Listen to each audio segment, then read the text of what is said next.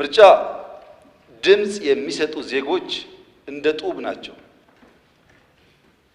በምርጫው የሚሳተፉ ፓርቲዎች ደግሞ እንደ ማገር ናቸው። በሚሊየን ጡቦች ከ50 በሚልቁ ማገሮች የሚሰራ ቤት ነው የሚሆነው። በርከት ያሉ ሰዎች ጡባቸውን ካልጣሉ፣ የሚሳተፉ ሰዎች ማገራቸውን ካላኖሩ ጠንካራ ቤት አንገነባም። የዘንድሮ ምርጫ ሰላማዊ፣ ፍትሃዊ፣ አካታች ባለፈው ካየነው ምርጫ በሁሉም መስፈርት የተሻለ እንዲሆን አበክረን ነው ይሰራ ያለነው። የኔ እምነት ይሄ ፓርላማ አሁን ካሉ 5 እና 10 ሰዎች በ5 እና 10 እጥፍ ያደገ ድምጾች ይሰማሉ ብዬ አምናለሁ፣ እፈልጋለሁ። የአንድ ፓርቲ ድምጽ ከሆነ ለኢትዮጵያ አይጠቅማትም።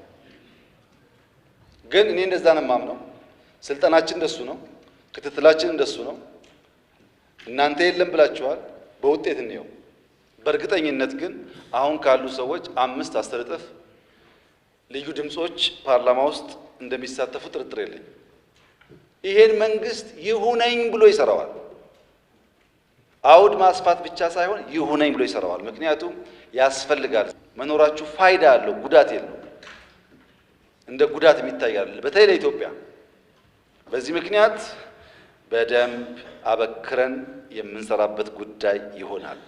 ባለፈው ከነበረው ምርጫ በእጅጉ አሳታፊ እንዲሆን ይሰራል። ከ19 ሺህ ቀበሌ በላይ የሎ ኢንፎርስመንት ኤጀንሲስ የጸጥታ ሁኔታ አጥንተው ማፕ ሰርተዋል። አሁን ኢትዮጵያ ውስጥ ያለው የሰላም ሁኔታ ባለፈው ካለው በእጅጉ የተሻለ ነው።